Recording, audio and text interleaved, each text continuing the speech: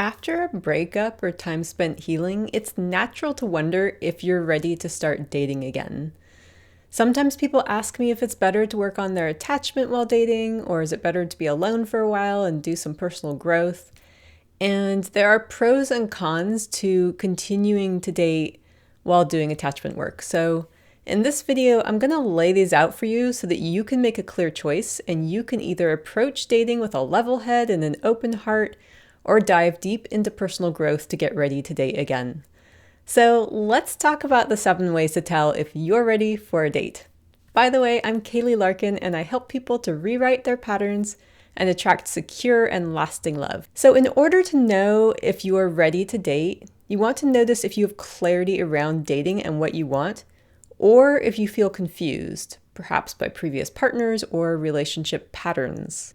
Maybe you want to know how to have a better experience next time and you're not sure how.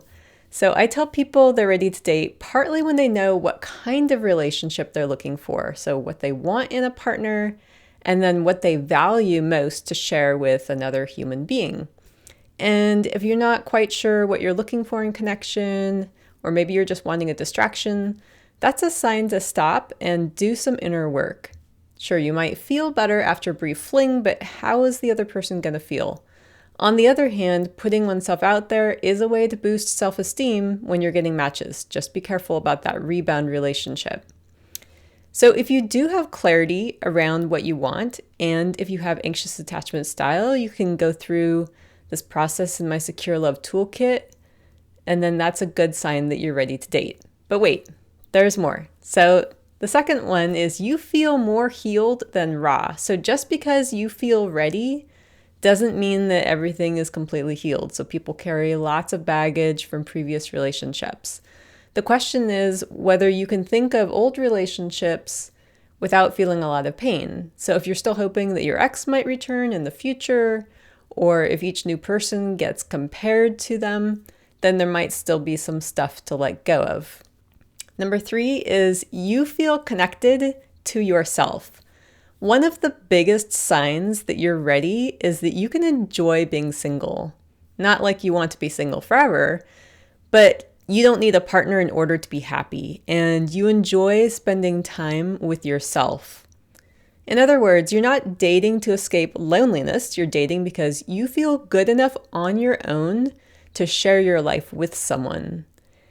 And if you feel like you need someone else in order to be whole, then dating can lead to patterns of first, ignoring red flags, or second, over-focusing on the other person. So taking steps to follow your dreams and practicing self-love can help you to enjoy the company of the person that you spend the most time with, yourself. Number 4 is you can regulate before you react. Dating is always going to have some uncertainty. Someone might not text back as quickly as you'd like, or you might not have the rapport that you expected on a date. When you're ready to date, you can notice anxious or avoidant triggers and calm yourself before responding. So being able to pause helps you to make a response and not a reaction. And as that old saying goes, therein lies the freedom.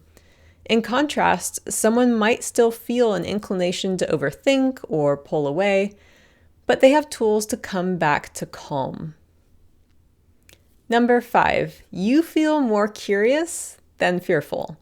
If dating feels like walking into danger or rejection seems unbearable, then the attachment system might need a little bit more tending before opening up to new people. So sometimes people need to know how to access these felt sense feelings of safety before they're ready to date. Other times they're ready, they just need a little tune-up to be sure they're listening to their inner guidance and not listening to old triggers telling them what is and is not safe. Number 6, you know your boundaries matter. When you're ready to date, you can say no with kindness, express what you need, and leave a situation that doesn't feel right. If the thought of someone leaving keeps you from voicing your needs, it might not feel safe enough yet to date. Secure dating means you have enough confidence to voice your needs. Number 7, do a somatic check-in. Sometimes the clearest signal doesn't come from what the mind's telling us. It's that gut instinct that tells you if you're ready or not. And if you're still on the fence after listening to all of this, if you're good on most of these and you feel ready and you want to date, just approach dating with eyes open and be careful with assessing red and green flags. And you might want to check out my video on red and green flags, which I'll link to. And if you're somewhere in between, wondering, almost ready, this is the perfect moment to start building your foundation. And that's what I designed in the Secure Love Toolkit for anxious attachment style. So it helps you define what a healthy, secure relationship looks like for you, so that when you do start dating, you'll feel calm, confident, and able to recognize a good match when they show up. And you can get instant access to the Secure Love Toolkit in the description. So thank you so much for watching. Drop a comment if this resonated, and I look forward to seeing you in the next one. This is Kaylee Larkin, wishing you a beautiful relational journey.